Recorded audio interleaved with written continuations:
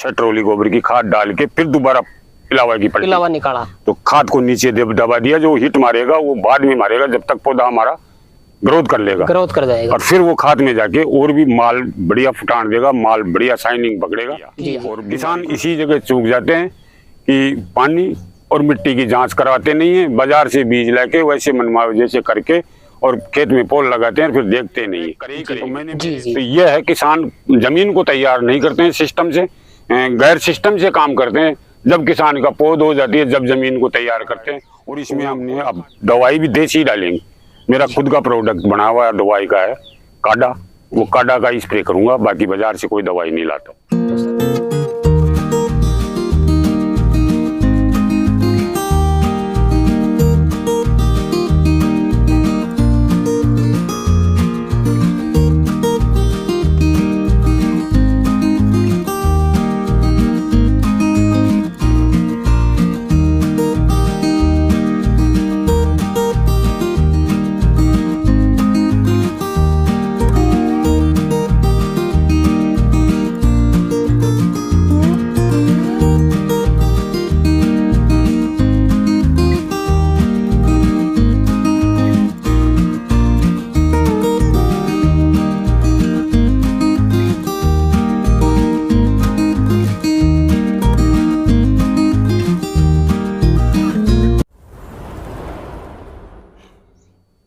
किसान भाइयों नमस्कार। फार्मिंग चैंपियंस यूट्यूब चैनल पर आप सभी किसान भाइयों का हार्दिक स्वागत है। तो किसान भाइयों, आज मैं पहुंचा हूं जयपुर राजस्थान में, जयपुर राजस्थान के तुंगा तहसील में, और मेरे साथ में एक अनुभवी किसान को आप देख सकते हैं। किसान भाइयों, ये वीडियो बहुत ही ज़्यादा खास होने वाली है, क्योंकि मेरे साथ में जो किसान भाई हैं अनुभव के मामले में काफ़ी ज़्यादा अनुभवी हैं और हर तरह की सब्जियाँ करते हैं। यहाँ पे भी आप देख पाएंगे किसान भाई ने करीब 1 एकड़ में शानदार टमाटर की खेती कर रखी है, बेड बना करके, ड्रिप बिछा करके। मल्चिंग इस पे आपको देखने को नहीं मिलेगी, तो उसका रीजन भी बताएंगे आपको कि मल्चिंग इन्होंने क्यों नहीं लगाई। और इस बार तो भाई साहब टमाटरों में इतना ज़्यादा वायरस है कि कई किसानों के टमाटर बिल्कुल खत्म हो गए, लेकिन इसमें आप देख पाएंगे एक भी टमाटर में किसी तरह का आपको रोग दिखाई नहीं देगा। तो इन्होंने क्या चीज़ें उपयोग में ली, क्या सावधानियाँ बरती, किस तरह से टमाटर की खेती को इतना अच्छा बनाया, तो इनका जो अनुभव है पूरा अनुभव आपके साथ शेयर करेंगे। और टमाटर की खेती के बारे में पूरी जानकारी मिलेगी, कितना खर्चा होता है, कितना पानी लगता है, कितना प्रॉफिट होता है, पूरी डिटेल मिलेगी। वीडियो कंप्लीट देखें, और वीडियो पसंद आए तो वीडियो को लाइक शेयर करें, और जो किसान भाई हमारे चैनल पर पहली बार आए उस चैनल को सब्सक्राइब जरूर करें। तो आइए किसान भाइयों, आज का वीडियो शुरू करते हैं। सर जी नमस्कार। नमस्कार जी। सर जी एक बार किसान भाइयों को अपना परिचय बता दें। मदन लाल शर्मा, गांव करणगढ़, पंचायत करणगढ़, तहसील तुंगा, जिला जयपुर, राजस्थान। तो सर जी सबसे पहले तो मैं ये जानना चाहूँगा कि सब्जियों की खेती कितने दिनों से करते हैं आप? मैं 40 साल से कर रहा हूँ। 40 साल से। और मुख्यतः कौन कौन सी सब्जियां लगाते हैं आप? टमाटर भी लगाता था, टिंडे भी लगाता था, तुरई भी लगाता था, मिर्च भी लगाता था जी। अब पानी की कमी और बीमारियों की वजह से उन खेतियों को छोड़ दिया, केवल टमाटरों पे फोकस रह गया। टमाटरों पे, जी जी। तो जिस खेत में अपन खड़े हैं सर जी, कितने क्षेत्र का है खेत करीब? ये 1 एकड़ का है। 1 एकड़ का 4000 स्क्वायर मीटर। 4 जी। तो सबसे पहले बात कर लेते हैं सर वैरायटी की। वैरायटी कौन सी है अपनी? ये साऊ है, सिजंटा का। सिजंटा का साऊ जी।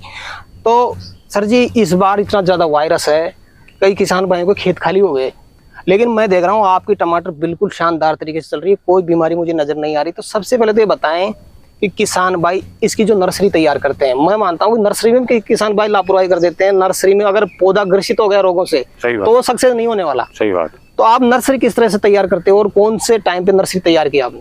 मैंने नर्सरी अभी राखी से 20 दिन पहले तैयार करी थी। जी जी। और बेड ऊंची बना के और उसमें बढ़िया गुड़ाई करके, खाद डाल के, जी जी, और फिर उसमें एक एक बीज चुबाई करके, और फिर ऊपर उसके ऊपर नेट लगा के और नर्सरी तैयार करी थी। करीब करीब 1 एकड़ के लिए कितने बीज की नर्सरी तैयार की? ये मैंने 100 ग्राम साव का एक पैकेट, 100 ग्राम का डिब्बा लेके आया था, उसकी 10 पैकेटों की पौधा आई।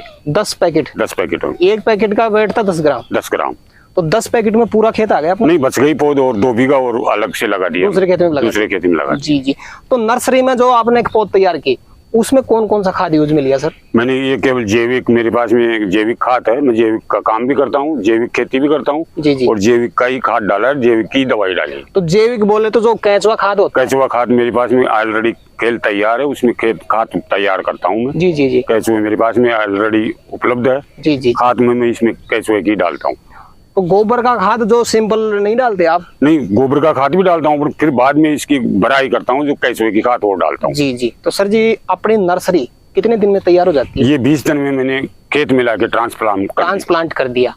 तो सर जी नर्सरी तैयार करने का अगर मैं आपसे जानना चाहूँ, महीना कौन सा महीना था अगर मैं जानना चाहूँ? 1 अगस्त के आसपास हमने नर्सरी तैयार करके ट्रांसप्लांट चालू कर दिया। तो ट्रांसप्लांट जब किया उससे पहले आपने खेत की तैयारी भी की होगी, थोड़ा अपना अनुभव, आपने किस तरह से खेत की तैयारी की, कौन सा खाद डाला, कितनी बार जुताई की, वो प्रोसेस बताएं किसान भाइयों को।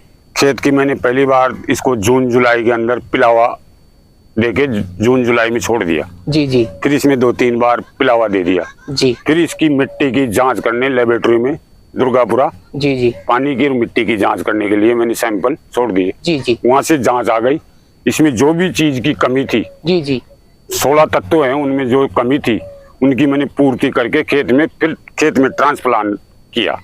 किसान इसी जगह चूक जाते हैं कि पानी और मिट्टी की जांच करवाते नहीं है, बाजार से बीज लाके वैसे मनमावे जैसे करके और खेत में पोल लगाते हैं, फिर देखते नहीं है। तो मैंने मेरे सिस्टम से और गवर्नमेंट जो मेरे को बताती है जी जी जी उस हिसाब से मैंने इसको खेत में उस तरीके से जैविक के हिसाब से किया है। तो सर जी जैसे मान लो बात करी 1 एकड़ की, अपना 1 एकड़ का खेत ही है, हाँ। इसमें खाद कौन कौन सा डाला और किस मात्रा में डाला? खाद मैंने केवल इसमें सुपर फास्फेट डाला है, जो भी जिंक कोटेन आता है, जिंक कोटेड करीब करीब कितने कट्टे डाले? इसमें 4 कट्टे 50 किलो की 4 कट्टे 1 एकड़ के अंदर डाले। जी जी जी। और अभी कोई दवाई दारू कुछ भी नहीं दी है। गोबर का खाद भी डाला आपने? गोबर की खाद भी डाली है, 6 ट्रॉली गोबर की खाद डाल के फिर दोबारा पिलावा निकाला। तो खाद को नीचे दबा दिया, जो हिट मारेगा वो बाद में मारेगा जब तक पौधा हमारा ग्रोथ कर जाएगा और फिर वो खाद में जाके और भी माल बढ़िया फुटान देगा, माल बढ़िया शाइनिंग पकड़ेगा और बीमारी से प्रोडक्ट्स भी अच्छा लगेगा। तो सर जी जब हम बेड बनाते हैं,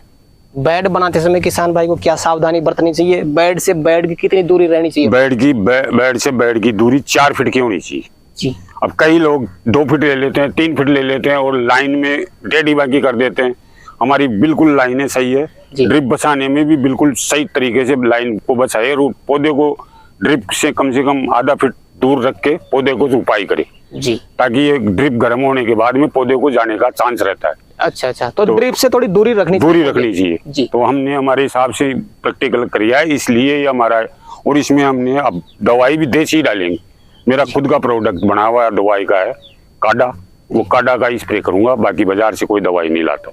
तो सर जी आपने जैसे बेड बना दिए, बेड बनाने का समय भी जानना चाहूंगा थोड़ा, और ट्रांसप्लांट करने का समय भी जानना चाहूंगा। बेड जैसे पौध 20 दिन पहले तैयार हो गई तो अपनी बेड को 20 दिन पहले बना दो, जो हीट निकल जाए, हीट उसका अंदर मर जाए जी, पौधे को क्षमता हो जाए उसमें जो टेम्परेचर झेलने की तो वो टेम्परेचर सेट हो जाएगा। 20 दिन पहले बेड काट के छोड़ दो, जो ताकि टेम्परेचर सेट होने के बाद में पौधा मरने का चांस कम रहते हैं जी। ट्रांसप्लांट जब किया आपने खेत में तो वो समय भी थोड़ा बताएं किसान भाइयों को।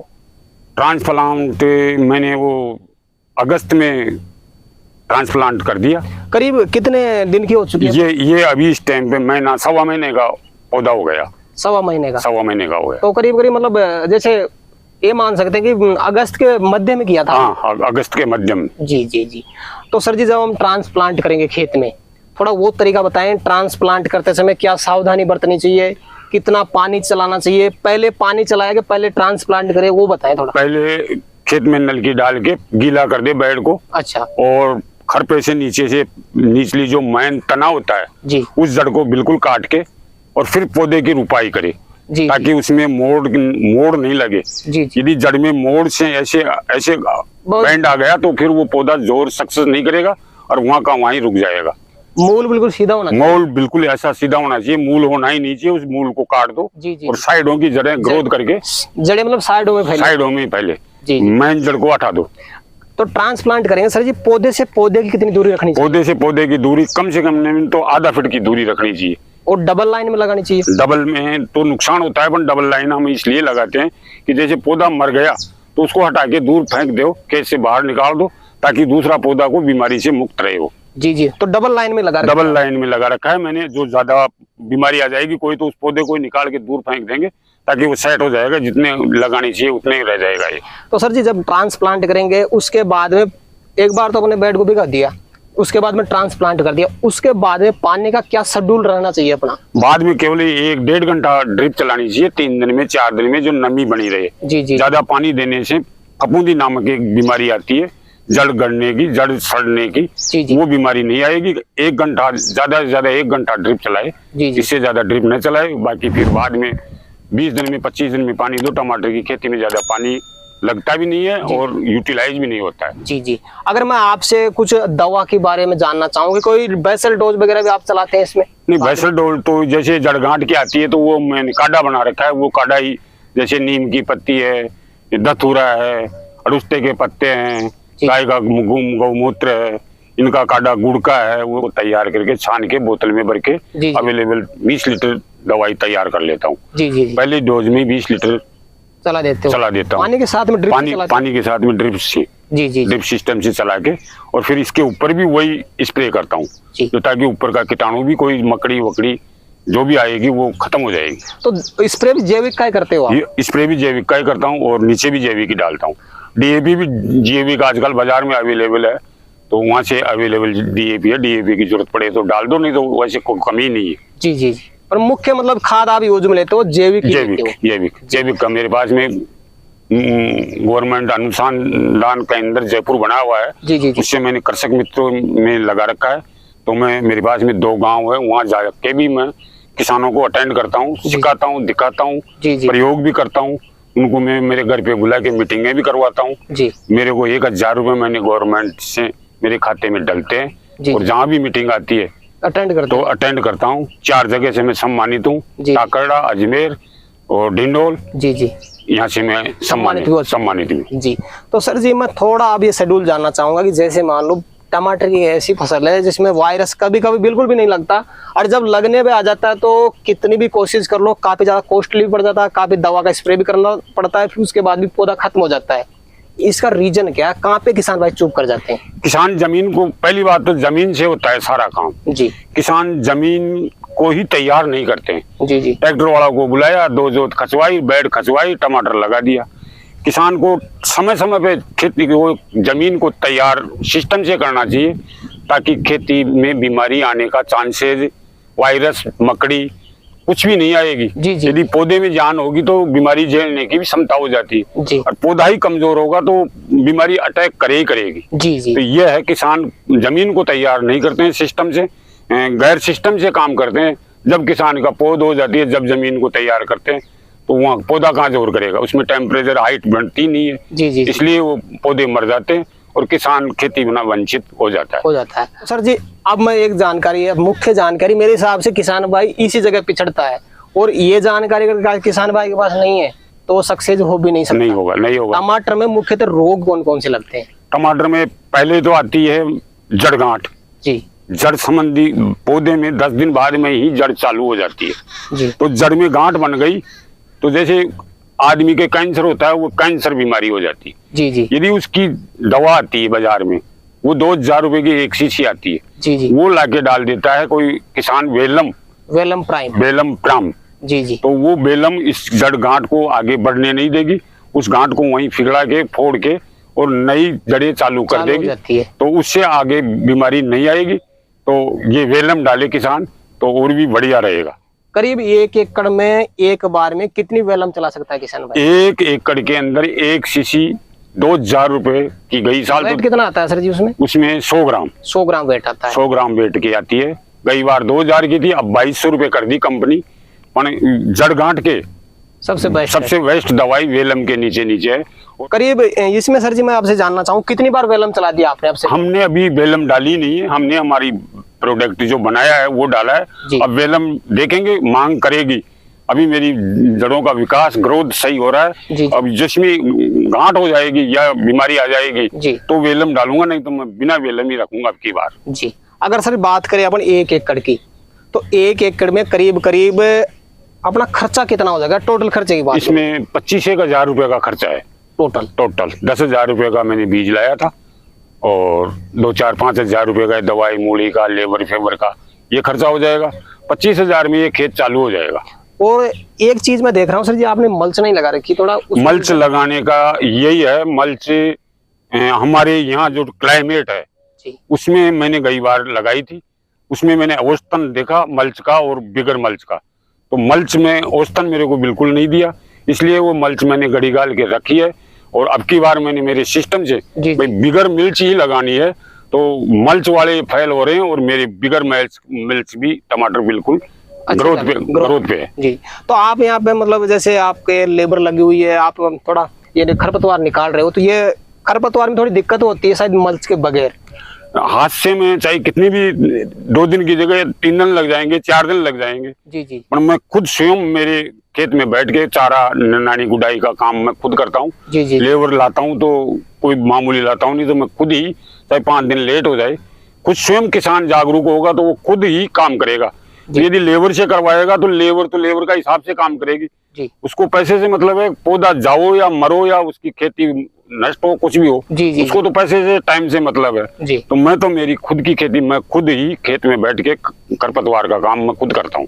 तो जो आपके खेत में हम देख रहे हैं यहाँ पे खरपतवार का काम हो रहा है, तो आपके घर वाले हैं कि लेबर लगा रखी है? नहीं, मेरे घर वाले हैं, लेबर मैंने अभी इसमें डाली नहीं है, घुसने भी नहीं दूंगा, न डालता हूँ, जी जी। न तुड़ाई में लेबर लगाता हूँ, न खरपतवार में, न दवा डालने में कोई दूसरा आदमी को मैं खेत में घुसने का परमिशन नहीं देता हूँ। अच्छा अच्छा। मेरी खुद ही मैं मेरी खेती को देखभाल करता हूँ, 2 टाइम खेती को देखता हूँ, सुबह और शाम को। जी। सुबह कौन सी बीमारी अटैक कर रही है तो शाम को कौन सी कर रही है, पौधा को किस चीज की जरूरत है, कौन सी दवा की जरूरत है, कौन सा खाद की जरूरत है, वो समय समय पर मैं इनकी जो मांग होती है उनकी पूर्ति करता हूँ। ये मैं इनकी पूर्ति करता हूँ, ये मेरी पूर्ति कर देते हैं। बिल्कुल सही बात है।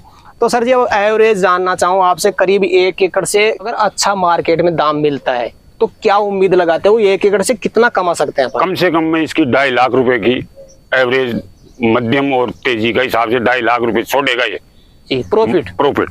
और एवरेज रेट कितना? आपको 40 साल हो गए सर जी, टमाटर का एवरेज रेट कितना रहता है मार्केट में? 4 साल से 10 रुपए किलो से टमाटर की रेट मिली नहीं है। अच्छा। फिर भी मेरी ग्रेडिंग और नाम से और बीज से जी पकड़ अच्छी है, मेरे नाम से भी टमाटर बिकता है। कि साहू का मदन जी की मंडी में जयपुर में, मैं लालकोटी यहाँ चांदी की टिकसाल मंडी में बेचता हूँ, तो मेरे तो फोन घर पे आते हैं कि मेरे को 20 क्रेट चाहिए, 10 क्रेट चाहिए, मेरी यहाँ ही बुकिंग हो जाती है, मंडी में गाड़ी गई, माल ऑटोमेटिक ही बिक जाता है। काफी किसान भाई अपने एरिया का मैंने देखा है, किसानों से पूछा तो वो तो मोहाना मंडी जयपुर में सेल करते हैं, तो आप कहाँ पे सेल करते हो? मैं चांदी की टिकसाल चौपड़ से नीचे चांदी की टिकसाल गोविंद देव जी का मंदिर है, उसके बगल में चांदी की टिकसाल मंडी है, गोल मंडी के नाम से पहचानी जाती है। जी जी। उसके अंदर क्या कि फुटकर गिरायक, छोटे गिरायक ज्यादा है, मेन सिटी यहाँ रह गई। मुआना मंडी में व्यापार बढ़ा है जी, बाहर प्रोडक्ट आयात निर्यात का काम है, तो वहाँ तो लंबा काम होता है। अपने 50-100 क्रेट निकलती है, इनको यहाँ लोकल में दे देते हैं, उनसे अपने को 5 रुपए 10 रुपए तेजी के मिलेंगे जी जी, और हल्का माल का भी बढ़िया रेट मिलेगी। तो मैं तो यहाँ चांदी की टिकसाल ही देता हूँ जी। तो सर जी आपने काफी अच्छी जानकारी दी, अनुभव भी आपके पास काफी शानदार है। एक बार किसान भाई को गाइड करें, टमाटर की खेती में आए हैं तो क्या ध्यान रखें, कहाँ पे चूक कर देते हो, एक बार अपनी तरफ से उनको गाइड करें सर जी। किसान भाइयों को मैं तो यही कहता हूँ कि भाई समय समय पे पूरा चीज का ध्यान रखे जी। बीज लाती टाइम देखे कि अपने को कौन सा बीज चुनना है जी, जो अपने क्लाइमेट और अपनी जमीन सुटेबल है जी जी, उस बीज को चुने।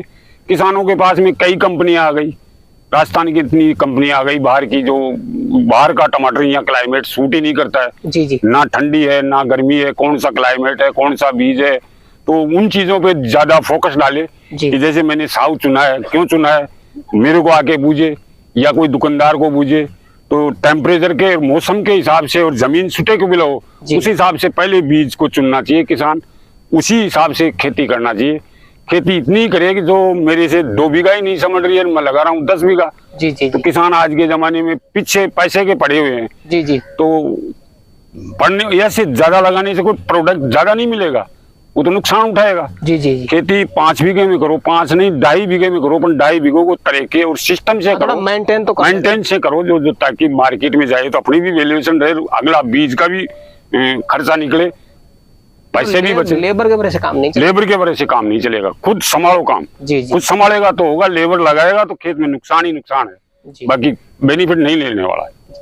तो सर जी आज किसान भाइयों के लिए आपने समय निकाला और काफी अच्छी जानकारी उपलब्ध करवाई, उसके लिए आपका बहुत बहुत धन्यवाद। धन्यवाद। धन्यवाद। तो किसान भाइयों, जानकारी कैसी लगी हमें कमेंट करके जरूर बताएं। वीडियो पसंद आए तो वीडियो को लाइक करें, अपने दोस्तों के साथ में शेयर करें, और जो किसान भाई हमारे चैनल पर पहली बार आए वो चैनल को सब्सक्राइब करें। तो किसान भाइयों, आज के लिए इतना ही, मिलते हैं अगले वीडियो में, तब तक के लिए जय जवान जय किसान।